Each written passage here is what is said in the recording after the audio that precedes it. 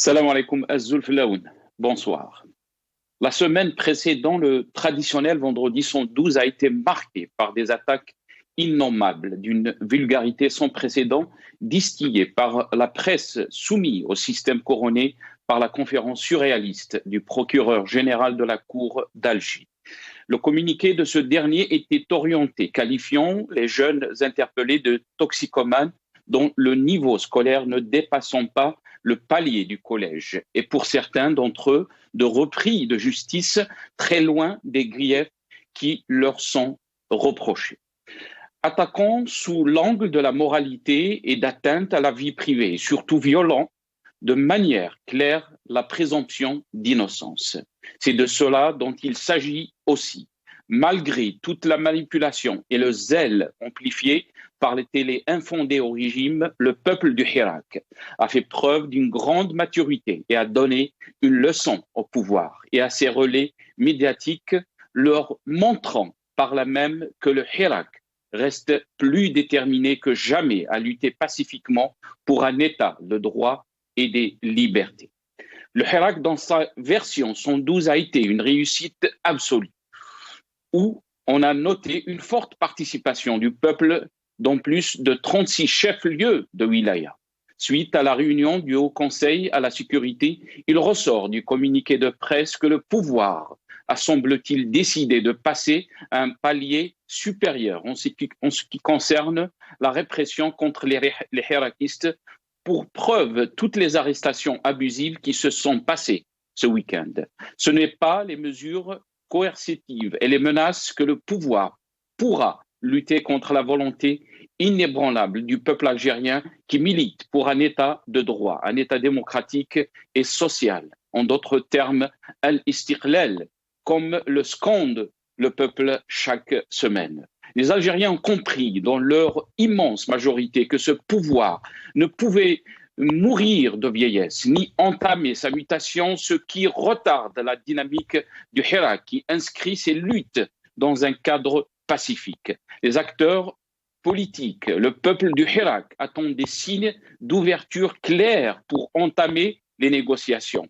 C'est la solution à moindre coût. Un appel à la raison doit être adressé à qui de droit. Il y a urgence, l'avenir du pays en dépend.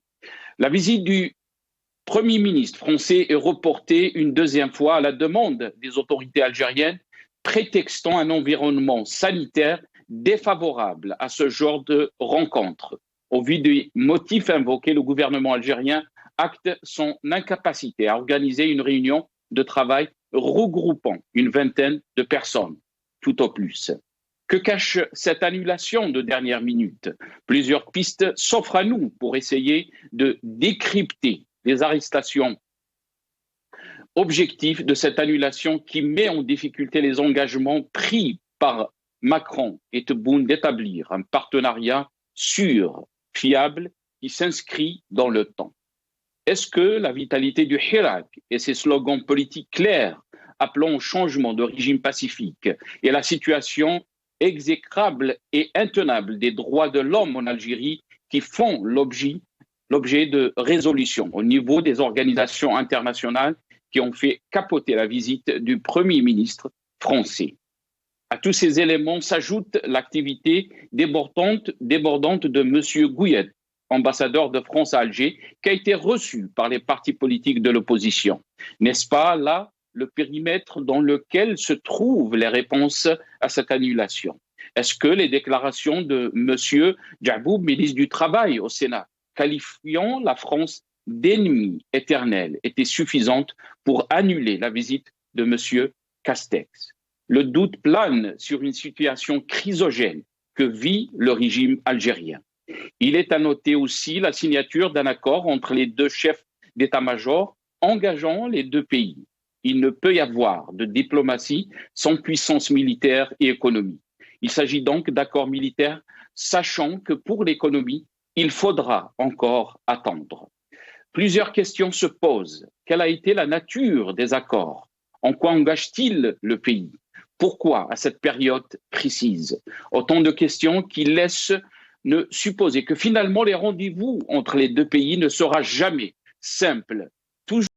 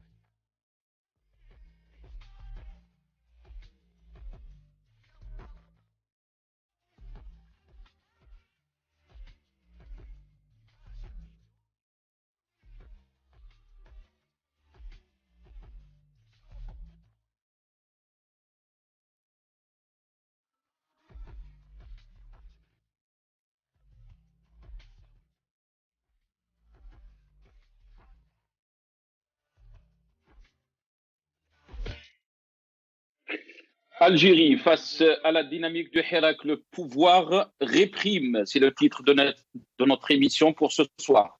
Et pour en parler, j'ai le plaisir d'accueillir dans cette émission M. Hicham Aboud, journaliste depuis Paris via Skype. C'est Hicham Aboud, marhaba bik. Merci d'avoir accepté l'invitation.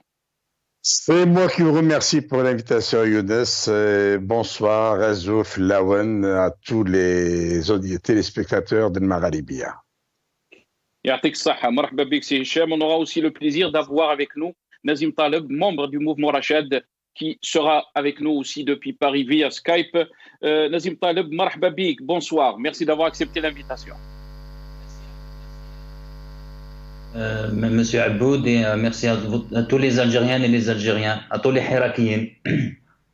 On aura aussi le plaisir d'avoir dans cette émission aussi Maître Issa Rahmoun, avocat, vice-président de la Ligue algérienne des droits de l'homme depuis Alger, et Monsieur Miloud Mebrout, qui est professeur d'université depuis Tlemcen.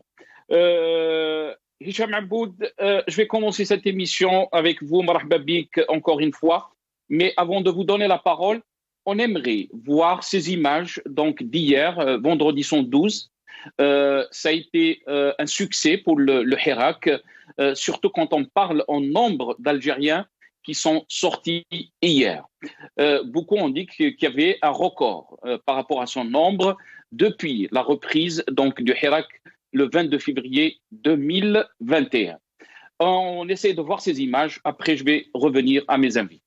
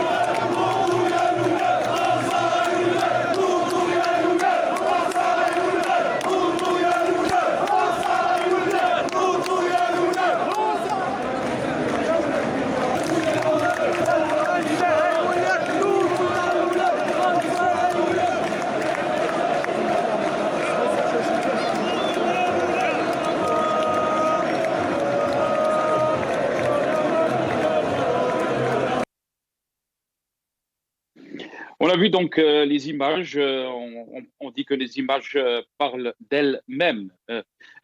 Monsieur Hicham Aboud, la question qui se pose, pourquoi? On a vu hier donc ce succès du Hirak, un nombre extraordinaire des Algériens qui sont sortis hier, malgré les arrestations, malgré la répression qu'on a vue ces derniers jours.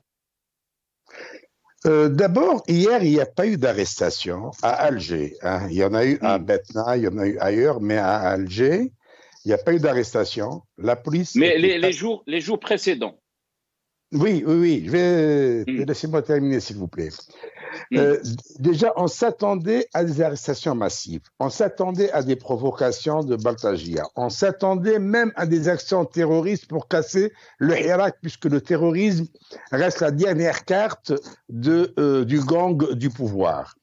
Alors, pourquoi il n'y a pas eu d'arrestation? Il y a eu un monde fou. Et des gens qui auraient aimé se déplacer n'ont pas pu se déplacer, notamment ceux qui viennent de Braqi, de Sidi Moussa, de Stavali, Mbnian, etc. C'est l'éloignement et aussi c'est difficile de trouver un stationnement à Alger en ce vendredi de Hirak. Donc, les participants, les manifestants auraient été beaucoup plus nombreux encore s'il y avait ces moyens de déplacement. Pourquoi cette passivité policière? Tout simplement parce que dans la semaine, Amnesty International avait mis en garde le gang d'Alger Moi, j'appelle le gang, le pouvoir de ce régime, c'est un gang. Eux-mêmes sont définis comme gang, et ça va.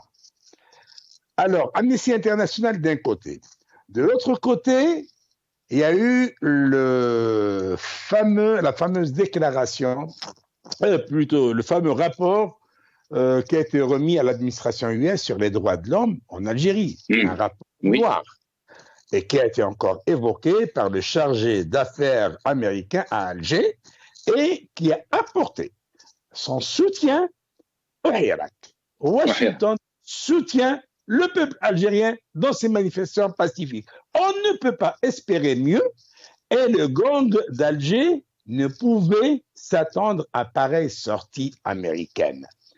En plus de cela, la veille, il se préparait à recevoir la délégation française à sa tête, le Premier ministre français Jean Castex, et ça avait capoté. Il ne voulait pas avoir des problèmes vis-à-vis des Français, donc il laissait faire pour qu'il n'y ait pas d'arrestation, qu'il n'y ait pas de bruit. Et donc, c'était un petit peu voulu de la part, disons, c'est imposé au gang du pouvoir qui a laissé faire. Et en tous les cas, le peuple algérien a démontré qu'il est prêt à braver toutes les menaces. Il est prêt à faire face à toutes sortes de répression.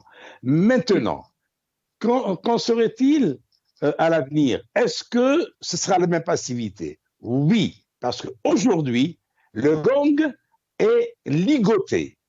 Ses maîtres ne veulent pas de lui quand il se met à réprimer. Ses maîtres l'empêchent de réprimer. Et surtout quand vous parlez de maîtres, quand vous dites ces maîtres, vous parlez de qui? Vous avez parlé bien sûr du rappel à l'ordre des Américains, donc du département d'État américain. Mais quand vous dites qu'il a été ligoté, et on sait très bien que le régime algérien, il fait très attention à son image à l'étranger. Mais quand il décide de faire des choses, il les fait. Personne ne le stoppe. Oui, là, il est dos au mur. Mur. Vous parliez tout à l'heure de l'annulation, non pas du report. Nuance. Le report, c'est lorsqu'on fixe une autre date. Là, c'est une annulation. Et on dit à une date ultérieure. Donc, c'est une annulation. Donc, vous parlez tout à l'heure de l'annulation de la visite du Premier ministre. Et l'une des causes de cette annulation, l'annulation est venue du côté français, non pas du côté algérien, parce que les Algériens auraient même accepté le président d'une association d'éleveurs de mouches, et il lui aurait déroulé le tapis rouge, pourvu qu'il vienne de Paris. Parce qu'on ne peut pas expliquer cette annulation par le Covid. Le Covid-19 n'est pas tombé à la dernière minute. Les Français savaient très bien qu'il y a un problème de santé, mais ils surpassaient ce problème. Tout était prêt, mais des forces démocratiques, des forces de gauche, ont fait le pressing sur l'Élysée et sur Matignon pour leur rappeler que, notamment en cette période, il y a des scandales de torture, des scandales de viol, des scandales de toutes sortes qui ternissent l'image de ce gang qui gouverne l'Algérie. Et par conséquent, c'est salir l'image de la France en venant s'acoquiner avec des tortionnaires et des criminels. Quand je dis tortionnaires, on ne peut pas déresponsabiliser un Chengueliha ou un Tebboune de ces tortures dans la mesure où les centres de torture sont sous les ordres du ministre de la Défense, qui n'a pas branché du tout depuis l'éclatement de ces scandales, ni son chef d'état-major qui a installé le patron de la sécurité intérieure, et c'est lui donc son premier responsable. Alors, ni lui, ni le directeur de la sécurité intérieure, personne n'avait réagi quand il y a eu cet éclatement de scandale de torture dans une caserne militaire qui relève de la responsabilité du ministre de la Défense, en l'occurrence Abdelmajid Tebboune, et de son chef d'état-major, en l'occurrence Saïd Chengueliha. Donc il y a ce problème des droits de l'homme, et carrément là, il y a un problème. Le deuxième point qui a été à l'origine de la décision d'annulation, c'est que les Français, lorsque les gueux, hein, ces voyous qui sont à la tête de l'État, moi je ne peux pas les appeler autrement, l'appellation est exacte, elle leur va comme un gant. En proposant... Hicham Aboud, on va essayer de traiter de ce sujet parce qu'il y a des questions aussi. Pourquoi donc dans ce cas le chef d'état-major français s'est déplacé en Algérie? Mais j'aimerais parler beaucoup plus. On va essayer donc ça sera la deuxième partie de notre émission. Mais on va essayer d'expliquer un peu le succès de la marche du Hirak d'hier. Pourquoi autant de monde? Est-ce que c'est une réponse claire au régime algérien par rapport au dépassement qu'on a vu ces derniers jours? La question se pose à Nazim Taleb. Nazim Taleb, qu'est-ce que vous pensez donc de la journée d'hier, vendredi 112? Je crois que de vendredi en vendredi, on voit que le Hirak s'agrandit. Maintenant, il est dans de plus en plus de villes et de petites villes en Algérie. Même des villes, au début, le Hirak avait du mal à s'imposer. Aujourd'hui, on voit des dizaines, voire des centaines de milliers, à l'instar, par exemple, d'Oran. Et ce succès est dû à plusieurs facteurs, notamment le blocage politique que vit l'Algérie, les erreurs monumentales que fait le régime. Rappelons-nous ce qui s'est passé avec l'enfant de 15 ans qui a été agressé, d'après ses dires, sexuellement. Et d'ailleurs, même le procureur le reconnaît. Il a dit qu'il a été poussé par l'arrière par un talkie-walkie. Et surtout, les Algériens ne supportent pas Dolm, al-Hugra. Quand ils ont vu que les jeunes qui ont mis à nu ce régime et qui ont mis le jeune en live pour raconter son calvaire. Après, moi, je rentre pas dans des considérations. Est-ce que c'est des jeunes qui se droguent pas, etc. Je rentre pas dans ces considérations. Je dis tout simplement que c'est des jeunes qui ont, et sur la demande expresse de la maman, qui leur a dit filmez ce que mon fils a vécu. Rappelons aux auditeurs qu'il est resté 8 heures dans un commissariat. Un enfant de 15 ans qui reste 8 heures. Et qui nous disent qu'ils prennent les Algériens pour des imbéciles et disent oui, on ne savait pas l'âge. Oui, mais tu connaissais pas l'âge, peut-être quand tu l'as vu avant de l'embarquer. Mais quand tu l'as dans le commissariat, tu vas demander son nom, son prénom, son lieu de résidence, sa date de naissance. On sait très bien, nous on a été dans les commissariats, on sait comment ça se passe. C'est la première des choses qu'on vous demande, donnez-moi votre pièce d'identité, etc. Et donc, les Algériens ont vu que finalement, celui qui veut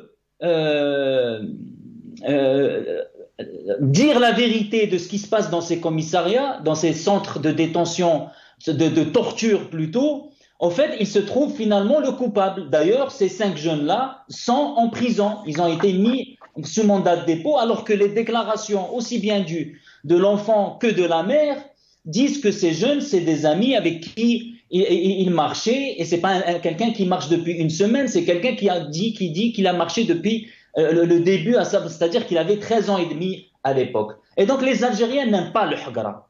Et quand ils ont vu le Hugra, et les Algériens s'en souviennent de ces Hugra. Rappelez-vous, justement, il est avec vous maintenant, Rachid Aouine. Rachid Aouine, c'est lui qui a fait exploser l'affaire de Tahrib al gaz vers la Tunisie. Rappelez-vous l'affaire de Mellouk, rappelez-vous l'affaire de Boudour qui a fait exploser aussi, qui a mis à nu l'affaire de la cocaïne. Rappelez-vous Djaoudi. Au fait, c'est un État qui finalement qui est contre les intérêts de l'État.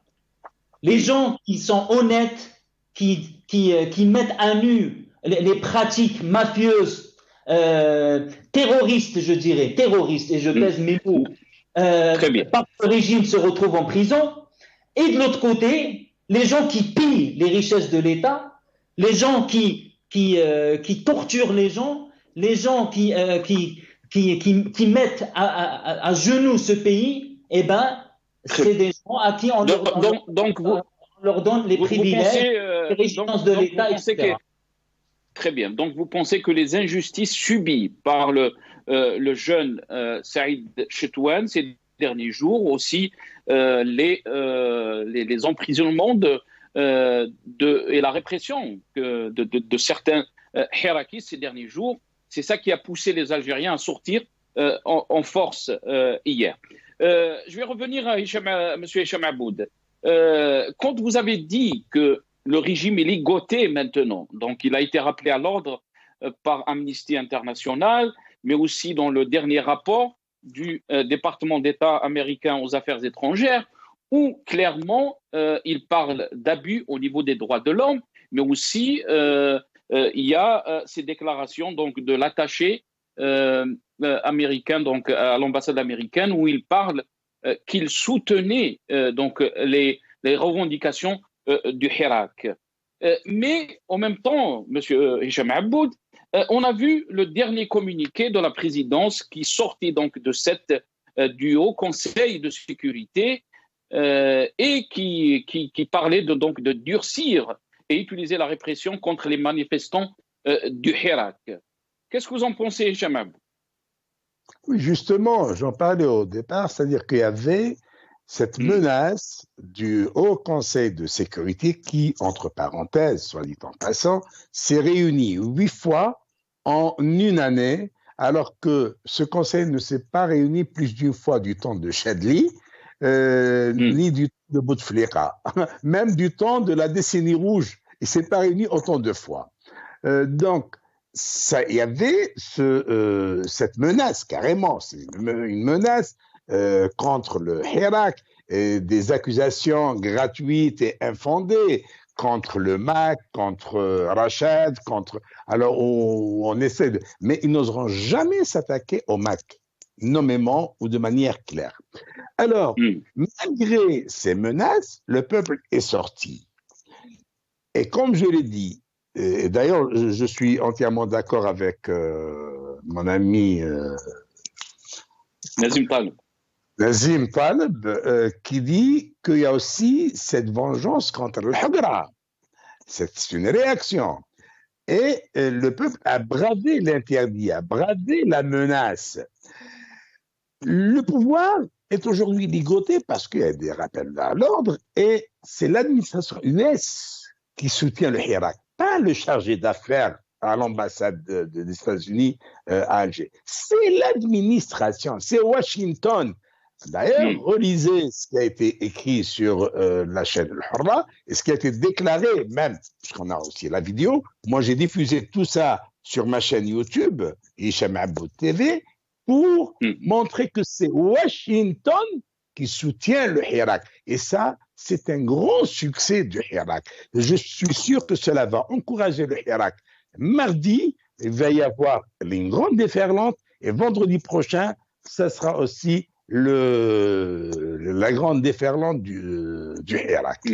Mais pourquoi il y a eu ces abus, Hicham Aboud, il y a eu ces abus auparavant, ces dépassements, ces emprisonnements, et ce n'est pas la première fois que l'Algérie a été rappelée à l'ordre.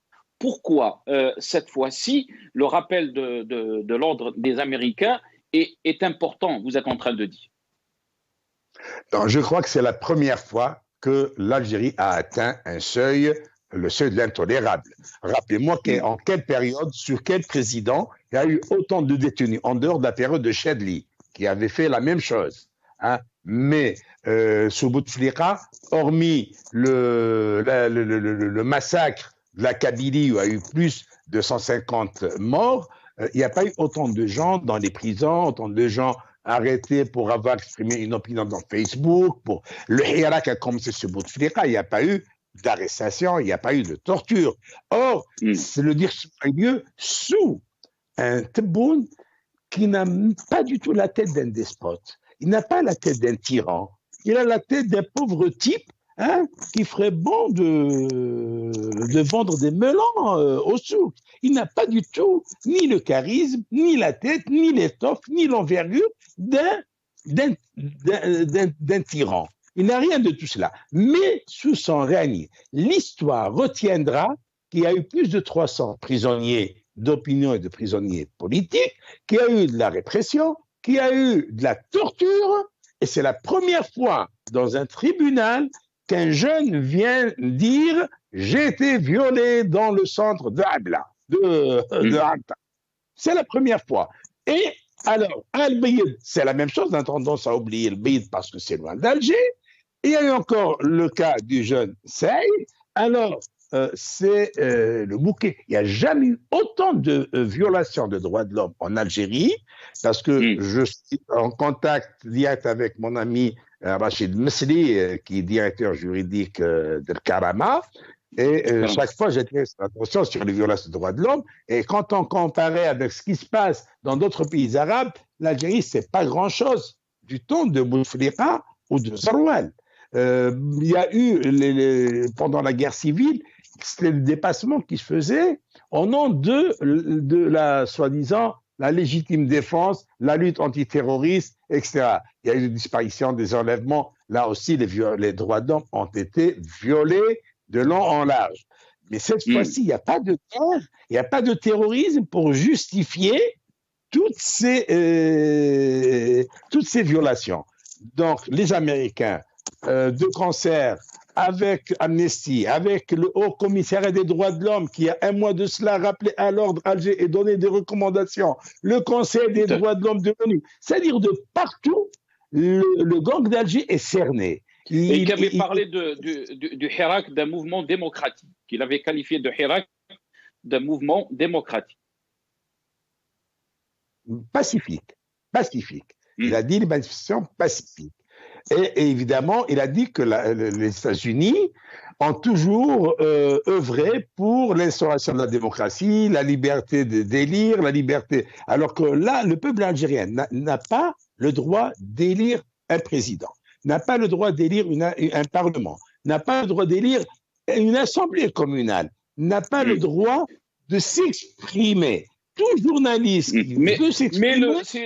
Monsieur Aboud, de l'autre côté aussi, le régime se défend. Il dit qu'on est en train de construire cette nouvelle Algérie, donc la vision de Tebboune et son entourage, et qu'il dit qu'on est en train donc d'organiser des élections où ces élections seront libres. Et il va combattre donc la corruption ces élections sont le choix du peuple algérien. Qu'est-ce que vous avez à dire pour aussi le régime ou le pouvoir il se défend, il dit qu'il est dans la voie de construire cette nouvelle Algérie. Bon, d'abord, il faut être taré, vraiment taré, comme le sont les auteurs de ces paroles, de ces promesses, pour les croire. On ne construit pas l'Algérie nouvelle avec un Zar et un Toufik qui étaient aux commandes du pays pendant la décennie rouge. On ne construit pas l'Algérie nouvelle avec un Tebboune qui a travaillé 17 ans sous Bouteflika et qui a été jusqu'à Premier ministre. On ne construit pas l'Algérie nouvelle avec des militaires qui sont à l'ombre et qui tirent les ficelles. On ne construit pas une Algérie nouvelle avec 13 ministres qui étaient dans l'équipe gouvernementale de Bouteflika. Les autres étaient des sous-fifres de Bouteflika. Alors, maintenant, vous allez me dire, ils vont organiser des élections. Quelle est la garantie? La garantie, c'est Cherfi, le président de l'autorité indépendante du contrôle des élections. C'est lui la garantie. Alors, je vous rappelle que lors du dernier procès, la semaine dernière, du général-major Bouaza, l'ex-directeur de la sécurité intérieure, pourquoi a-t-on jugé ce général? C'est parce qu'il a fraudé les élections, il a voulu frauder en faveur de SD Miroubi. Et ce monsieur Cherfi, président de l'autorité indépendante du contrôle des élections, a mis sous sa coupe le responsable de l'informatique du ministère de l'Intérieur. il l'a placé sous la coupe du directeur de la sécurité intérieure pour frauder. Ce cadre du ministère de l'Intérieur a refusé de donner les codes d'accès et de travailler parce que c'est le plein Irak, c'était plein de mouvements, il avait peur, donc il a dit, moi je ne peux pas donner ça. Alors, c'est M. Sharfi lui-même qui autorise, soi-disant, entre guillemets, il autorise, l'entrée n'avait pas besoin d'autoriser. Sharfi n'a fait qu'obtempérer.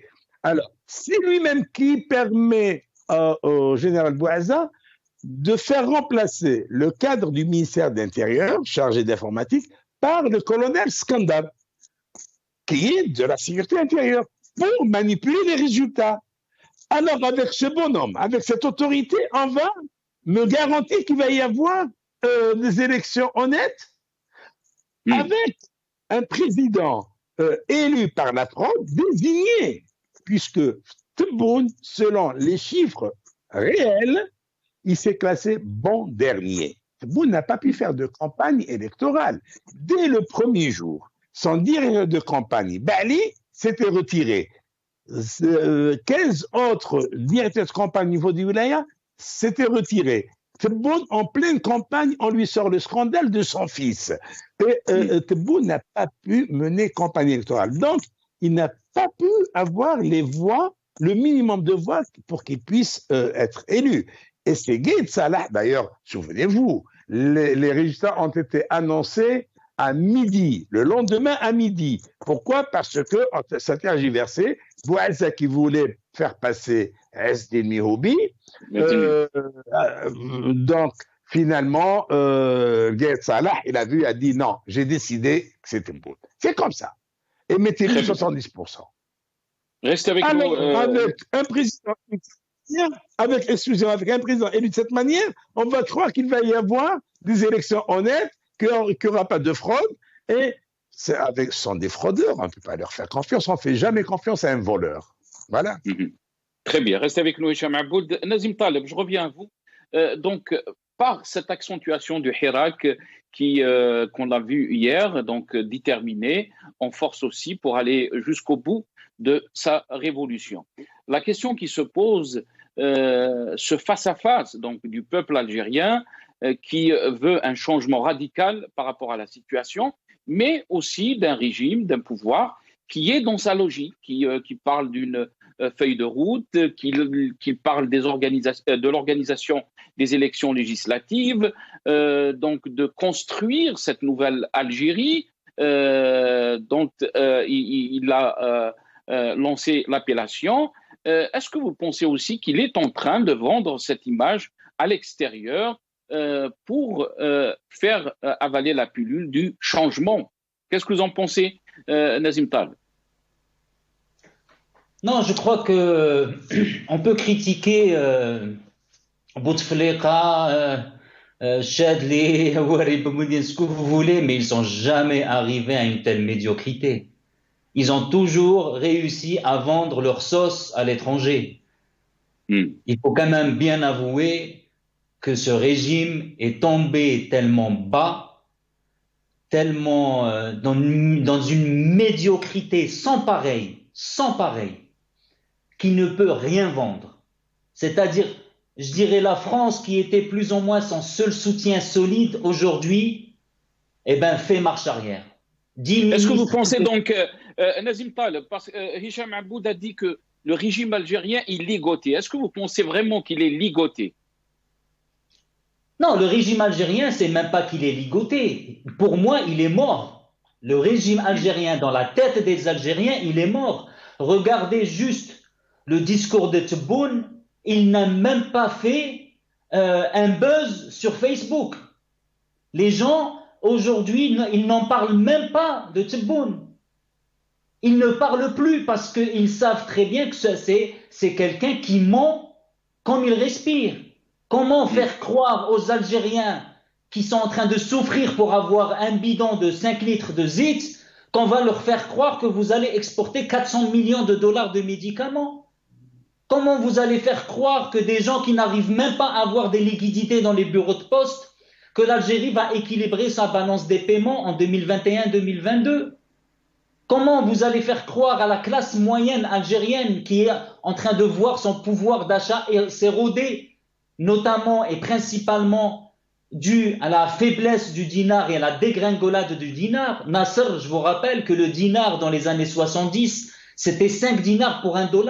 Aujourd'hui, c'est 133 dinars pour $1. Et la classe moyenne va encore souffrir de ce qui se passe en Algérie. Et notamment les salariés, les fonctionnaires de Sonatrach et de Sonalgas, parce que l'Algérie sera frappée de plein fouet par l'incapacité de ce régime à découvrir de nouveaux puits, à faire des investissements, etc. Donc, ce régime, pour moi, il n'est même pas ligoté. Il est mort, sauf qu'il est tout simplement alimenté par un truc respiratoire. Parce que, comme l'a signalé M. Abboud, aujourd'hui, les institutions internationales pointent du doigt l'Algérie. Aussi bien les droits de l'homme, aussi bien le Parlement européen, aussi bien maintenant l'administration américaine. Et on sait très bien que l'administration américaine, c'est pas du tout la France ou même l'Union européenne.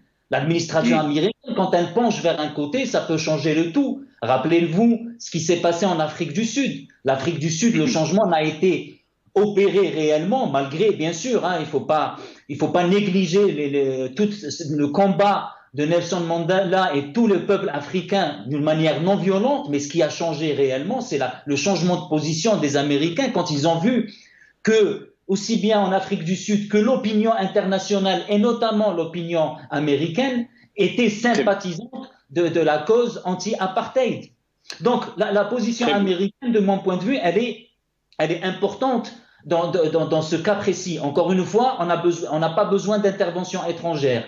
Mais il n'en demeure pas moins que l'Algérie aujourd'hui n'arrive plus à avoir de soutien à l'étranger. C'est un régime complètement discrédité. Et c'est un régime, je dirais... Restez avec nous, Nazim Taleb. Je reviendrai à vous. On a été rejoint par Maître Issa Rahmoun, avocat vice-président de la Ligue algérienne des droits de l'homme. Maître Issa Rahmoun, merci d'avoir accepté l'invitation. Bonsoir. Marhaba bi. Monsieur le Khair, c'est Nasser, à vos invités aussi et à tous les téléspectateurs de votre émission actuellement. Monsieur le Khair, Maître Issa Rahmoun, merci encore une fois. Si on revient un peu sur la journée d'hier, Maître Issa Rahmoun, et on a vu un nombre qui était conséquent par rapport donc aux Algériens qui sont sortis, les Héras qui sont sortis en force. Beaucoup ont dit bien sûr par rapport au dépassement qu'on a connu ces derniers jours, une réponse qui était très claire des hératistes, mais aussi, comme l'a souligné donc Hicham Abboud, qui dit qu'on n'a pas vu d'arrestation hier, on n'a pas eu beaucoup de dépassements, et ceci est expliqué par le rappel à l'ordre des institutions internationales, mais aussi des Américains par rapport au dépassement des droits de l'homme. Quelle est votre lecture, Maître Issa Rahmoun? Oui, tout à fait. Ça apparaît clairement et nettement que le rappel à l'ordre de l'administration américaine, l'écho se fait ressentir trop bien en Algérie. Je vous rappelle qu'à Cavignac, par exemple, le commissariat Cavignac, on a assisté à une foule de jeunes qui se sont rassemblés devant le commissariat hier et en sondant des slogans qui rappellent les services de l'ordre quant à leurs prérogatives, quant à leur mission attribuée dans la loi organique, mais aussi dans la constitution et la législation algérienne. C'est-à-dire que le message est très clair, que on veut pas de violence. Mais attention, si un peuple se met en colère, ni les services de sécurité, ni la police politique ne peuvent être en face de ce peuple qui jusqu'à maintenant est resté pacifique, malgré les provocations, malgré les intimidations, malgré les violences, malgré les tortures exercées dans les centres de détention et de garde à vue.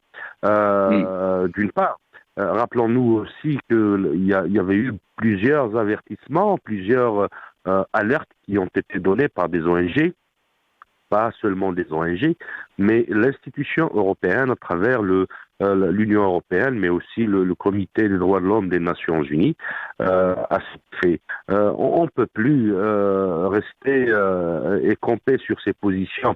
Je dirais que le régime est en train de gagner du temps, mais aussi de perdre beaucoup de temps aux Algériens, de faire perdre beaucoup de temps aux Algériens dans ce chemin de la construction, ce long chemin de la construction d'un État de droit, d'un État démocratique. C'est pour cela aujourd'hui le régime effectivement est en panne d'idées. Le régime a puisé toutes ses ressources. Hafrou mazal et Hafrou. Ils sont arrivés au fond et ils continuent à creuser, comme disait l'autre. Mais en fin de compte, rien ne pourra arrêter la volonté du peuple algérien, une volonté avérée, une volonté délibérée, réfléchie à construire cet État de droit et cet État démocratique. Très bien. Restez avec nous, Maître Issa Rahmoun. Hicham Aboud, je vais revenir à vous et là, on va essayer de parler de ce report, comme les Algériens l'ont dit, par rapport donc à la visite du Premier ministre Jean Castex, du Premier ministre français, ou de l'annulation. Pourquoi donc ce report ou cette annulation à la dernière minute? Comment peut-on l'expliquer? Surtout que les derniers temps, Hicham Aboud, on a vu Macron soutenir ouvertement Tebboune, et il a même parlé d'un homme courageux qui était donc qui va prendre l'Algérie dans cette période de transition, comme il l'a appelé, mais aussi de l'autre côté, Tebboune qui a parlé aussi du courage de Macron. Comment peut-on expliquer donc ce report ou annulation de la visite du Premier ministre français? Alors d'abord, je dis annulation pour la simple raison qu'il n'y a pas eu de date fixée pour qu'on puisse parler de report. On parle de report quand on fixe une deuxième date. Tant que ce n'est pas fixé, c'est une annulation en attendant d'autres réunions qui peuvent avoir lieu, comme il ne peut plus y avoir de réunion. Alors, les raisons de cette annulation à un moment où Macron s'est montré le chef de l'État français le plus conciliant, le plus disponible, le plus... c'est-à-dire, c'est le bon qui a le plus donné par rapport aux autres chefs d'État. Et malheureusement pour lui, il est tombé dans une période où l'Algérie a à sa tête un homme qui n'est pas décisionnaire, un homme qui sert beaucoup plus comme marionnette pour des militaires qui tirent les ficelles par derrière que face à un chef d'État. Maintenant, il ne faut pas oublier qu'à force de donner, Macron s'attire les foudres de guerre des démocrates français, des forces progressistes françaises. Macron, lorsqu'il avait dit qu'il saluait le courage de Tebboune et qu'il était prêt à l'aider de toutes ses forces, il s'attirait quand même les inimitiés, les hostilités de beaucoup de Français qui voyaient cet homme soutenir un homme à la tête d'une junte militaire. Il sert de vitrine pour cette junte militaire. Et là où il ne pouvait plus aller plus loin, c'est lorsque le gang d'Alger cherche à entraîner la France dans ce qu'elle a de plus sale, la violation des droits de l'homme. Alors, France 24 en avait parlé, d'autres journaux français en ont parlé, c'est que les autorités algériennes ont ajouté à l'ordre du jour le point de l'extradition de Amir Dezed et de Hicham Aboud. Là, les Français ont tiqué. Que le qualifier de terroriste, c'est ce qu'il y a de plus rigolo. Hein? Idem pour Amir Dezed. Et ce ne sont pas deux personnes. Monsieur Hicham Aboud, c'est une information que vous donnez qu'on ne peut pas nous vérifier. Vous êtes responsable de cette information. Allez sur France 24. Vous allez trouver ce passage sur ma chaîne YouTube. J'ai repris ce passage de France 24 où il parle de l'extradition des cyberactivistes. Je n'invente pas, moi je suis un journaliste. J'ai ma crédibilité, je ne vais pas raconter n'importe quoi quand même. Bon, vous me dites, vous êtes responsable. Bien sûr, je suis responsable de ce que j'avance. Et je vous dis, allez sur le site, sur France 24. Vous allez voir, si vous avez du mal à trouver, vous allez la trouver sur ma chaîne YouTube. J'ai repris ce passage où on parle de l'extradition de deux cyberactivistes, à savoir Hicham Aboud et Amir DZ. Donc, les Français, pour ne pas se laisser entraîner dans sur ce terrain marécageux, ils ont retiré de la délégation Gérald Darmanin. Ils l'ont retiré de la délégation. Ainsi, ils ne pourront pas poser le problème de l'extradition. Ils ont retiré avec d'autres ministres. Ils ont donc ramené le nombre de ministres à 4. Et ils ont réduit la durée de la visite à 1 journée au lieu de 2. Ça, c'est clair, c'est connu. Si vous consultez la presse, vous allez le trouver. Oui. Mais très bien. Donc, je continue. Les Français, de toute façon, ils ont fait ça de manière consciente parce qu'ils voulaient aller vers l'annulation. Et cette annulation était prévue bien avant le voyage du général d'armée Philippe Lecointre, le chef d'état-major de l'armée française. Et donc, la question qui se pose, pourquoi ce déplacement donc, du chef d'état-major des armées françaises? J'arrive, d'accord. Donc, l'annulation était programmée pratiquement depuis que les autorités algériennes ont voulu entraîner sur le terrain marécageux de la violation des droits de l'homme, ils ont voulu entraîner la France. Là, donc, c'est stop. Ils ont envoyé le général Lecointre avant. Pourquoi? Parce que s'il venait dans la délégation, la visite allait être annulée. Et comme il devait débattre de questions très importantes pour l'armée française, à savoir l'intervention des troupes françaises et d'autres troupes du G5 dans le Sahel, et ils avaient besoin de l'armée algérienne.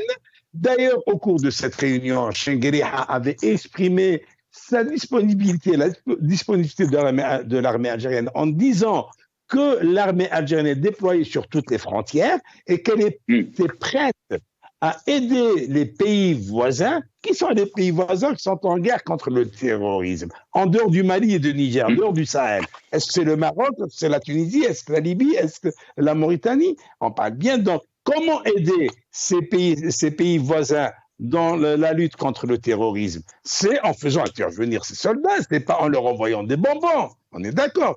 Donc, la France avait besoin de la participation de l'armée algérienne dans le Sahara, dans le Sahel. Donc, ils ont obtenu ce qu'ils voulaient et ils ont envoyé balader le reste parce qu'ils ne pouvaient pas aller sur un terrain qui n'est pas le leur, tant plus que la France est considérée comme étant le berceau des droits de l'homme. On ne peut pas se permettre de... Excusez-moi, on ne peut pas extrader un journaliste parce qu'il dérange une mafia qui le qualifie de terroriste. Restez avec nous, Hicham Aboud. Nazim Taleb, comment peut-on lire les déclarations du ministre du Travail? Est-ce qu'ils sont à l'origine de cette annulation? Lui qui a donc qualifié d'ennemi éternel et traditionnel la France.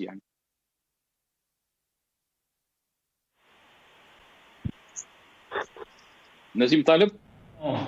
Oui, vous m'entendez? Oui, je vous entends très bien. Oui, cette réunion a été programmée depuis des mois. Et quand je dis des mois, c'était les mois où il n'y avait pas de Hirak, où l'Algérie donnait des assurances à certains de ses partenaires qu'elle va venir à bout du Hirak. Et donc, du coup, qu'il n'y aura plus les vendredis et les mardis. Or, il faut constater que depuis vendredi, le 22 février c'était un lundi 22 février 2021, le Hirak est revenu en force. Et là, la donne, elle a complètement changé. Et donc, la délégation française a eu peur que finalement ça tourne au vinaigre, parce que rappelez-vous qu'il y a eu des appels par milliers à sortir massivement lors de la visite de la délégation française en Algérie. Et donc, il y a eu une peur bleue des ministres français que finalement, ils vont se retrouver en face de millions d'Algériens qui leur disent « rentrez chez vous, on n'a pas besoin de vous ». Et d'ailleurs, il y a eu même des rumeurs pour savoir où est-ce qu'il fallait déplacer la rencontre dans un lieu calme, sécurisé, etc. Deuxièmement, encore une fois, l'Algérie est regardée par la France comme un pays, non pas comme un pays, mais comme une ancienne colonie. Et finalement, c'est pas des relations diplomatiques et politiques, mais c'est des relations sécuritaires. D'ailleurs, le chef d'état-major François Lecointre, c'est un général qui s'est bien déplacé en Algérie. Il n'y a pas eu d'annulation. Et donc là, on voit bien que quand il s'agit de sécurité de la France, on n'annule pas du tout. Et surtout, quand il s'agit d'élections françaises qui s'approchent et que la France ne veut absolument pas avoir de soldats morts au Mali ou au Niger ou dans d'autres pays. Et forcément, d'où le changement de la constitution en Algérie qui permet à l'armée algérienne d'être une milice à la solde de l'ancien colonisateur, à savoir la France. Et c'est pour ça, après, vous avez les déclarations de la presse. Oui, on a revu tout ce qui était gain, la réhabilitation, donnez-nous des images topographiques. Des images topographiques, s'il vous plaît, Nasser. 60 ans après, l'Algérie n'a pas pu découvrir encore les sites d'enfouissement. Mais bon, ça ne les a pas dérangés, cette junte militaire dans les années 90, d'envoyer des milliers d'Algériens à Erguin dans les centres de détention, alors qu'ils savaient que c'était des sites radioactifs. Maintenant, ils veulent nous faire croire qu'ils veulent réhabiliter ces sites, etc., etc. En réalité, cette visite, c'était purement sécuritaire. C'était comment l'Algérie pouvait s'engager dans le conflit sur sa frontière sud, notamment au Mali, où la France veut se désengager. Donc ça, c'est le premier point. Je voudrais juste peut-être corriger, parce que je crois que, je sais pas, je me rappelle plus qui est-ce qui a dit, vous avez dit qu'il n'y a pas eu d'arrestation, c'était pas vous, mais un de vos invités. Il y a eu quand même les arrestations. Il y avait Ahmed Ben Mohamed, alors c'est vrai, ça n'a pas duré toute la journée, ça n'a pas duré tout le temps, mais il y a eu quand même des arrestations. Il y a eu Ahmed Ben Mohamed, il y a eu le poète Mahmoud Cherkabi et le professeur Brahim Gharbi. Donc il y a eu quand même des arrestations ce vendredi. Ça, je voulais le mentionner.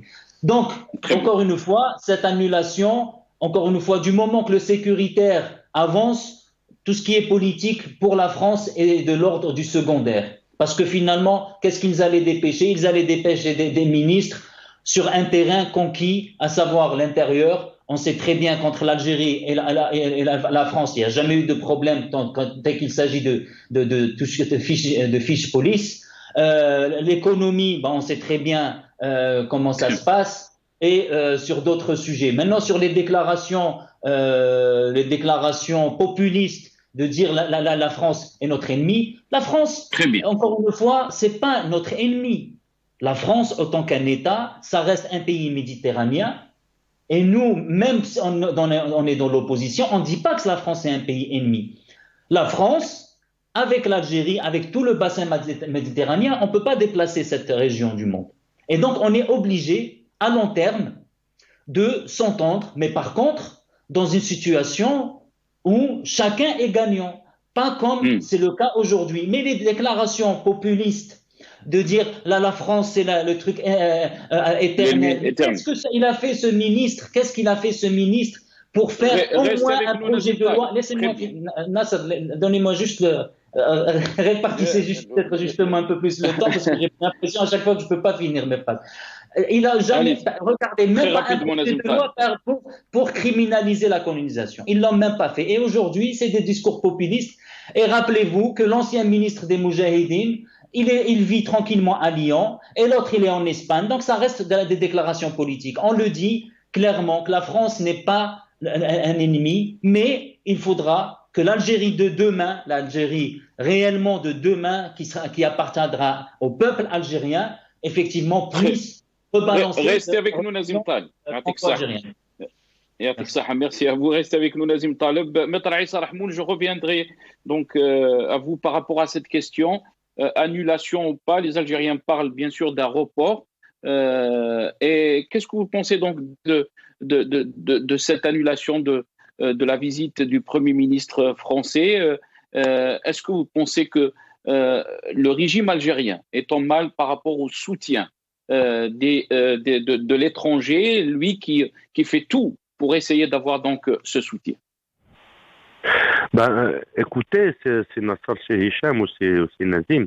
Je me souviens une fois d'une visite effectuée avec un groupe de la société civile algérienne, entre syndicats et associations et Ligue des droits de l'homme, au Parlement européen, où on a fait les couloirs de la Commission et du Parlement, où on a visité des ambassadeurs Norvège, Belgique, enfin de tous les pays d'Europe à Bruxelles. Vous savez, là c'est pour la mémoire et c'est pour l'histoire. La plupart, et je retiens celle de l'ambassadeur de Norvège, d'Espagne et de Belgique, les ambassadeurs des États européens à Bruxelles. À l'occasion du passage dans ce qu'on appelle la politique européenne de voisinage, la PEV, qui, dans l'article 2, consacrait le respect des droits de l'homme et de la démocratie en Algérie. Donc, la sous-commission Maghreb du Parlement européen, ces ambassadeurs nous avaient dit clairement que si vous voulez faire avancer la cause des droits de l'homme et de la démocratie en Algérie, il faut voir avec le Quai d'Orsay. Là, ça nous renseigne clairement du fonctionnement déjà de l'Union européenne, de la Commission européenne, du Parlement européen, toutes les institutions européennes, dans leurs prérogatives, du degré d'intervention, mais aussi d'exclusivité de la France à l'égard de l'Algérie. C'est comme l'Italie vis-à-vis de ses anciennes colonies, comme l'Espagne, comme le Portugal, et comme tous les anciens pays colonisateurs. Ça nous renseigne un peu de cette manière de voir les États colonisés. Je vais vous dire une chose, c'est Nassar.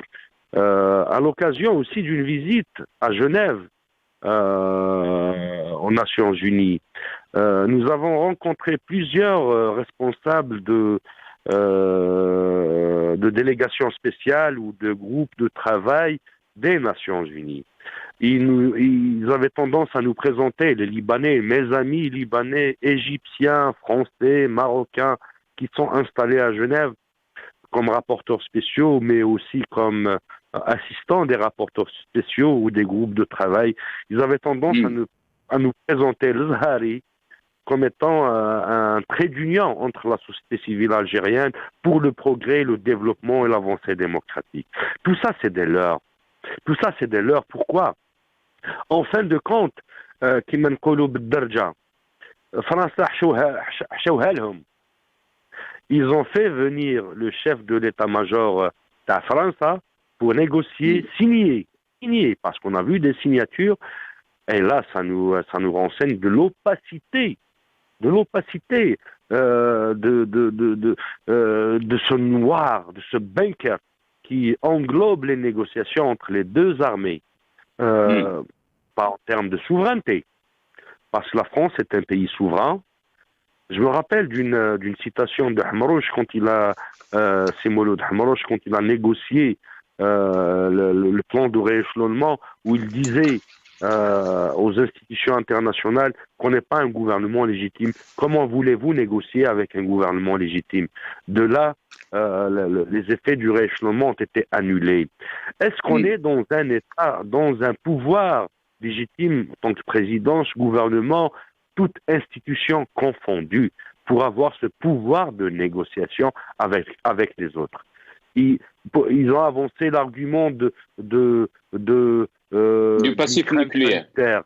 يحشموا شوية يا جماعة. يحشموا شوية. كيفاش 24 heures avant, le chef de l'état-major se déplace sans aucune crainte de problèmes sanitaires. D'ailleurs, on ne l'a pas vu avec un masque.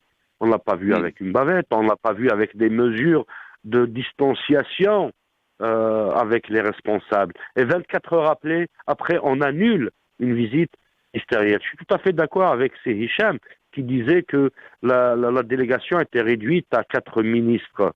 Mais bon, pour l'intérêt, pour la démocratie française, au luxe, la démocratie version Champs-Élysées, qui voulait pas vendre, qui voulait pas marchander avec des activistes algériens qui sont établis à l'étranger. Et du coup, arrêtons.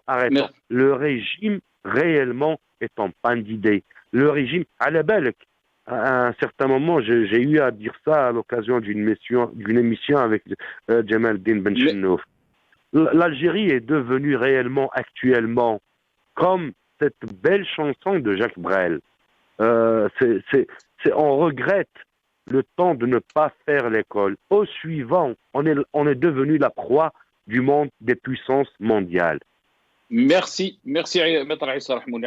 On vous remercie. On est un peu pressé par le temps. On a avec nous, on a été rejoint par Miloud Mebrout, qui est professeur à l'université de Tlemcen. Professeur Miloud Mebrout, marhaba bik. Merci d'avoir accepté l'invitation. Salam alaikum, hayya Allah al-ahrar fi kulli makan wa tahiyya lil-sha'b al-jazairi.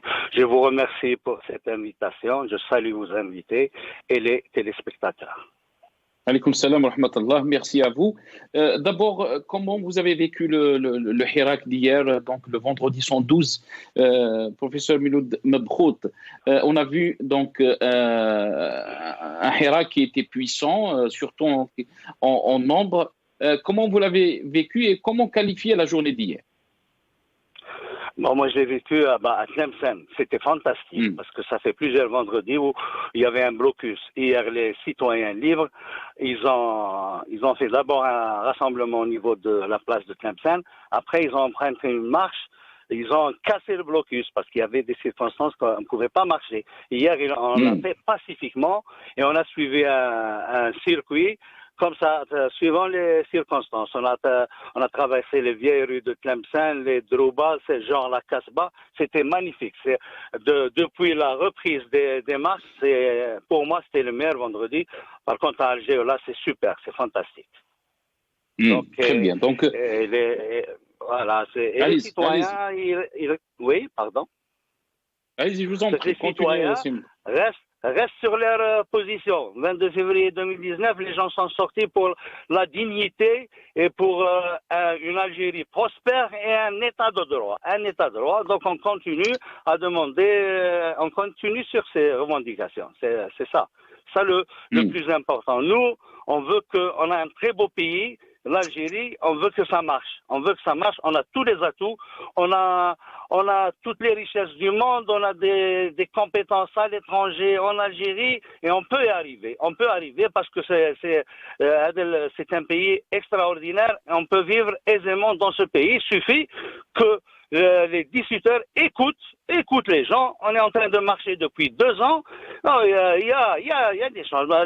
Le premier atout, c'est qu'il y a des perturbations en haut. Le deuxième atout, c'est que le peuple est uni. Le peuple est uni. Ils ont beau le diviser avec la langue, le drame, tout ça, ça marche pas. Le peuple, il est conscient. On est en 2021 et il est conscient et il sait où il va. Très bien. Mais voilà. Aussi, le régime est en train de dire qu'on sait très bien aussi où on va. Il parle d'élections, il fait donc des déclarations comme quoi on est dans une nouvelle Algérie. Il y a des partis qui se disent de l'opposition, qui aussi parlent de cette élection prévue le 12 juin. Donc, le régime aussi, il sait que on est donc sur cette bonne route pour reconstruire l'Algérie. Non, le régime, il est comme il est, là. Il suit sa feuille de route. C'est parti, on les entend que le jour des élections. Donc, là, ça se voit, hein, on a assez de perdre du temps. Pour qu'il y ait des élections, il faut arriver à des élections transparentes, libres et démocratiques. Ils le savent. Rien n'a changé au niveau des mairies, des wilayas, tout ça, pour faire des élections transparentes. Non, c'est impossible. C'est impossible. Bon, les partis, je sais pas, les partis, c'est comme l'Assemblée précédente. Il y a rien. C'est des suiveurs, c'est tout. Nous, on veut des élections, on veut arriver avec, je sais pas, une période transitoire, on veut arriver à organiser, on veut les Algériens en général, on veut organiser des élections transparentes, transparentes. À ce moment-là, ça nous permet d'arriver à un état de droit. Et à ce moment-là, les idéologies, s'il y a des idéologies. Maintenant, moi, si je vous donne mon avis très personnel, non, les élections ne vont pas résoudre le problème. On est en train de perdre notre temps, c'est tout. D'accord? Parce que pour moi, le 22 février 2019, c'est une nouvelle ère. D'accord? On est en train de militer. Si vous voulez, si je permets de me dire, même les idéologies, il faut les laisser de côté. L'histoire va témoigner après. Et quand on arrive à un état de droit, à des élections transparentes, alors là, tout le monde peut défendre son idéologie, etc. Non, moi, je pense que c'est mon avis personnel. Les élections ne vont pas résoudre, c'est comme les élections précédentes. Voilà, rien n'a changé. Très bien. Restez avec nous, Miloud Mabrout. Hicham Aboud, je reviens à vous. Sur cette unité de Hirak, est-ce que vous pensez qu'elle est toujours forte?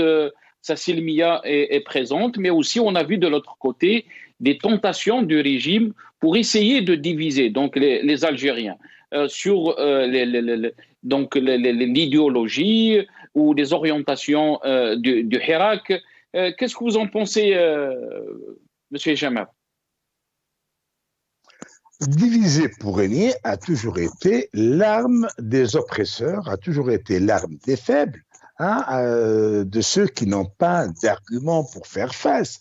Donc, c'est tout à fait normal et logique que le gang du pouvoir cherche à diviser les rangs du Hirak. Mais ce qui est malheureux, c'est quand ça sort des rangs du Hirak, des gens que je connais personnellement, qui sont honnêtes, qui sont militants depuis longtemps, et malheureusement, ils tombent dans ce panneau. Et ils nous parlent de double rupture, ils nous parlent d'islamisme, ils nous parlent... Or, dans ce Hirak, il n'y a pas de parti politique, et aucun parti politique qui réellement soutient le pouvoir ne doit se permettre de faire main basse sur un mouvement qui le dépasse. Donc, l'unité du Hirak, de toute façon, est venue, la réponse est venue des manifestants, du peuple. Ils ont dit, il n'y a pas de désunion, il n'y a pas de différence, nous sommes tous des Algériens, ça s'arrête là. Il n'y a ni islamistes, ni démocrates, ni quoi que ce soit. De toute façon, on a vu des démocrates qui jouent le jeu des gens du pouvoir. Et permettez-moi d'évoquer le cas de Saïd Saadi, qui n'a rien de différent d'un oligarque, d'un agent, d'un membre du pouvoir qui se permet d'obtenir un terrain de 470 mètres carrés au temps de la guerre civile, qui construit alors qu'il ne travaille pas, qui se permet de louer cet appartement à une ambassade et toucher le loyer parce qu'il n'est pas là pour se défendre. On ne peut pas faire le procès de Saïd Saadi. Vous pouvez parler... Il faut laisser les gens s'informer. Il faudrait que les affiliés de Saïd Saadi... Mais on ne peut pas parler d'une personne. Je ne peux pas vous laisser تهضر يعني على إنسان هو ماش موجود. يعني أنت راك يعني vous êtes responsable de ce que vous êtes en train de dire par rapport à ces accusations. La personne n'est pas là pour se défendre. Donc, je ne peux pas vous laisser parler de lui. C'est Hicham Aboud. Et même si c'était le contraire, quelqu'un parlait de vous, je ne vais pas le laisser parler parce que vous n'êtes pas là. Donc, si on essaie de respecter cette règle, c'est Hicham Aboud, vous êtes vous êtes journaliste, vous connaissez ces règles. Est publique. Elle est devant la justice française. L'affaire est publique. Ce n'est pas une affaire personnelle. C'est un homme politique, c'est pas à l'homme que je m'attaque. Je m'attaque à l'ex-président. Si on reste dans le cadre du régime, je parle pas des autres hommes politiques. Pourquoi je parle de Chenguiri? Je parle pas des autres hommes politiques. Ce sont des acteurs de la scène politique. Ce ne sont pas des individus, ce ne sont pas des personnes particulières. Je ne parle pas de leur vie privée. Je parle quand on parle de Sellal, de Ouyahia, pourquoi ne pas parler Sellal, Ouyahia, c'est président d'un parti politique. Il était Premier ministre. L'autre était aussi président d'un parti politique. Il avait des ministres de son parti au sein du gouvernement. Pourquoi parler de l'un mais pas de l'autre? Pourquoi ramener un problème politique à un problème personnel? De toute façon, ce ne sont pas des accusations, puisque les documents, je les ai publiés. Et en plus de cela, l'affaire pour la justice française, en tant qu'homme politique que je l'attaque pas en tant que personne. En tant que personne, je ne lui aurais jamais... Est-ce que vous pensez que le Hirak a dépassé donc cette question donc surtout les questions qui divisent, si je peux se dire? Bien sûr, parce que, écoutez, le Hirak, c'est ce petit peuple qu'on a toujours méprisé. Ce sont ces jeunes qui, dans les stades, en 2016, 2017, 2018, sortaient composer des chansons et les scandaient dans tous les stades d'Algérie. Ils étaient magnifiquement formés et organisés, ces jeunes. Ce sont ces jeunes qui font le Hirak. C'est pas moi, c'est pas l'intello du coin, c'est pas... Non, le Hirak, ce sont ces jeunes. Et d'ailleurs, ces jeunes ne cessent de lancer des appels à l'élite pour les encadrer, pour les diriger, pour prendre des initiatives, pour offrir une alternative. Eh bien, cette élite, elle a toujours brillé son absence, y compris en plein Hirak. Très bien. Restez avec nous, Monsieur Hicham Aboud. Nazim Taleb, sur ces questions donc, qui divisent... bien sûr, il y a eu des tentations du régime, du pouvoir, régner, donc diviser pour régner, mais les Algériens, ils étaient très clairs face donc à ces tentations, à ces manipulations pour diviser le Hirak. Comment vous voyez donc la réaction du Hirak face donc à ces manipulations? Moi, je crois sincèrement, sans rentrer dans des propos populistes, le Hirak nous donne une image, mais somptueuse d'un comportement, comment un peuple, lors de son éveil, peut se comporter d'une manière aussi mature, civilisée, non violente, dépasser tous ces clivages idéologiques, régionaux. Franchement, c'est vraiment un exemple pour le monde entier. Et là, je rejoins un peu Hicham Aboud. Le problème aujourd'hui, ce n'est pas dans le Hirak, et soyons un peu clairs, aujourd'hui, c'est que c'est à la classe politique qui est vraiment dans l'opposition, des gens, des Romoz al-Hirak. Aujourd'hui, il est vraiment temps que ces gens puissent s'attabler autour d'une table et discuter. Le problème n'est pas au Hirak. Encore une fois, le Hirak l'a dit clairement par des chants tellement symptomatiques. L'âme islami, la ilmani, kain mafia tsraq aynani. Donc ils ne sont pas tombés dans le piège. Alors certes, certains peut-être une minorité sont tombés dans le piège le novembrier al-Badissia, mais ces gens-là sont revenus. Ils ont compris que c'était une mascarade, que tout ce qu'ils leur avaient promis, c'est bon, récupérer l'argent, construire des trains, être un pays exportateur, redorer le blason de l'Algérie. Finalement, ils se retrouvent dans un pays, une année plus tard, voire plus, à quémander de l'argent dans les bureaux de poste, à courir après l'huile de table pour pouvoir cuisiner, sans parler des pénuries du lait, sans parler de la cherté de la vie qui devient tout simplement, pour notamment les classes moyennes et populaires, tout simplement intolérable. Donc, oui, moi, franchement, c'est pas le Hirak le problème aujourd'hui, c'est vraiment qu'il faut qu'il y ait un congrès, une réunion de l'opposition, de la vraie opposition. Je parle pas moi des partis le mangeoire, je parle vraiment de la vraie opposition. Est-ce que, en d'autres termes, Nazim Taleb, vous êtes en train de dire que le Hirak n'est pas le problème? Est-ce que l'élite, c'est elle qui pose problème pour l'instant? Est-ce que vous êtes en train de dire ça? Très rapidement, Nazim Taleb, parce qu'on me dit qu'il ne me reste pas beaucoup de temps. Non, j'ai pas dit que l'élite posait problème. Je dis tout simplement que Nasser, il est tout à fait normal qu'après avoir dirigé l'Algérie comme si on dirigeait une caserne ou même un commissariat ou un centre de police, comme l'a fait ce régime-là, que effectivement il y a un délitement au niveau de la société civile, forcément l'élite qui est aussi qui est impactée par ça. Non, je crois qu'il y a moi personnellement, je perçois des signes très positifs, notamment j'ai pu voir les déclarations de Maître Nabil Esmaïl qui a dit courageusement qu'elle est prête à défendre n'importe qui, y compris les gens de Rached. J'ai vu l'excellent article de Qadi Ihsan, il y a les positions de Karim Tabou. Donc effectivement, cette élite, li mahsouba ala tiyar, la gauche,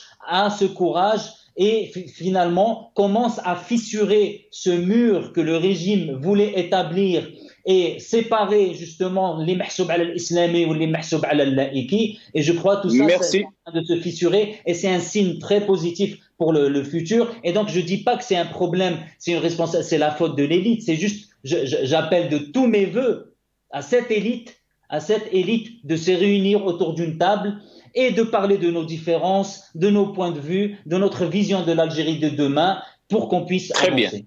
Bien. Merci Nazim Taleb. Yatik Saha.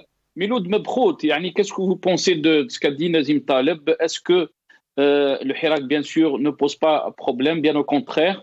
Et s'il y a problème, il est où? Il se situe où, d'après vous, Miloud Mebkhout?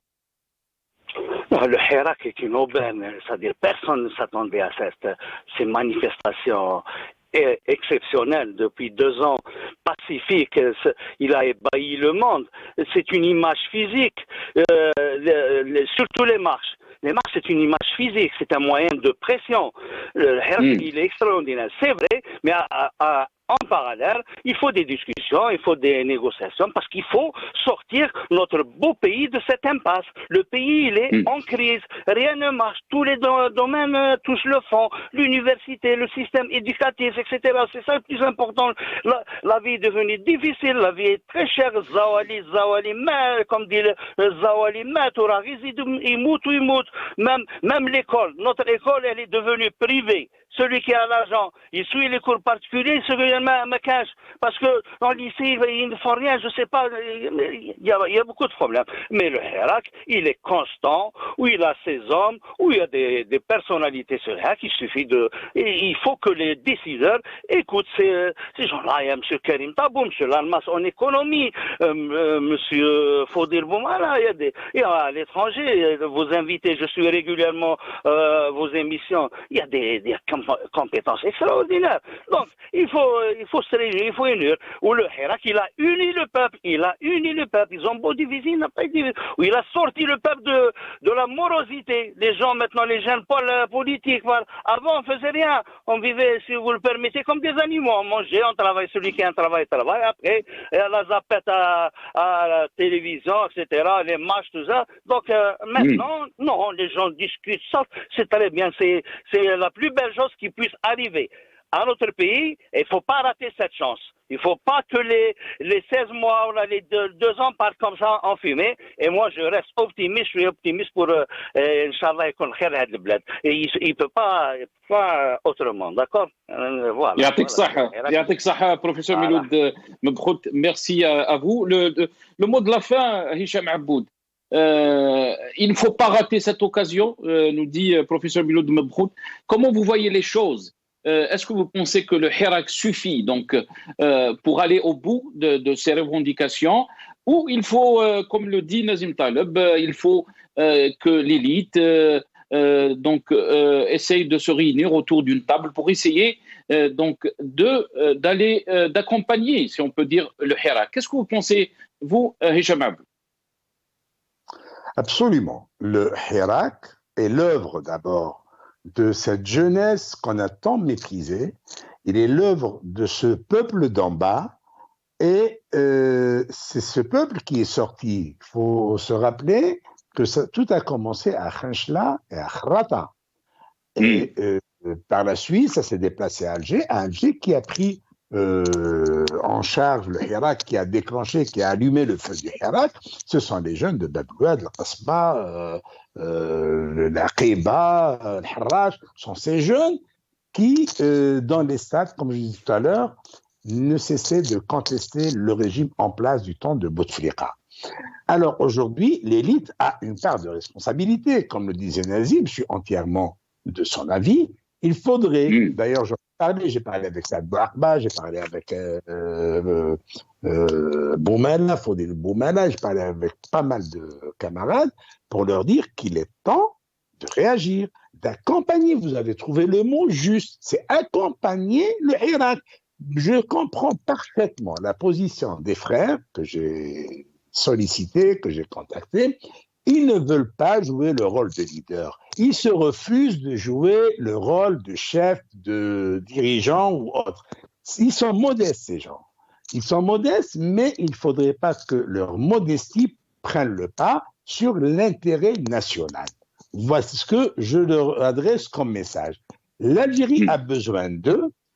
Pensons un petit peu à ces 16 compagnons qui ont accompagné la démocratie en Espagne pour assurer la période de transition. Ils ont accompagné la démocratie. Une fois l'État démocratique a été mis en place, ils se sont retirés. Et j'espère qu'on peut avoir des hommes pareils en Algérie.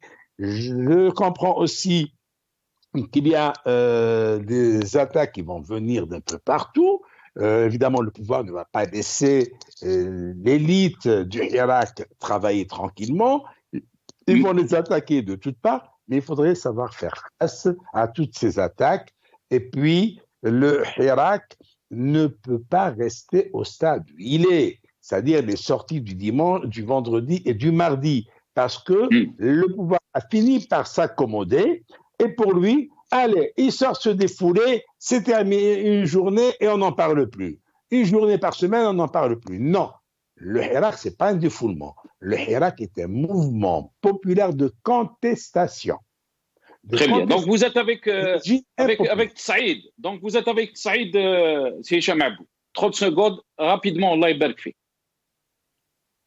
Alors, mon dernier mot, c'est que le Hirak a besoin de tous les Algériens parce que ce sont tous les Algériens de toutes les catégories, de toutes les régions qui souffrent de l'oppression, de l'absence de démocratie, de l'absence de liberté. Et il faudrait que le Hirak passe à une seconde étape, celle qui va mettre à terre un régime agonisant. Merci, voilà. Merci à vous, M. Hicham Aboud, journaliste qui était avec nous depuis Paris, via Skype. Merci à Nazim Taleb, membre du mouvement Rachad, qui était avec nous aussi depuis Paris. Issa Rahmoun, Maître Issa Rahmoun, avocat vice-président de la Ligue algérienne des droits de l'homme, qui est avec nous depuis Alger, et professeur Miloud Mebroud, professeur à l'université de Tlemcen. Merci à vous d'avoir suivi cette émission. Je vous retrouve demain, Inch'Allah.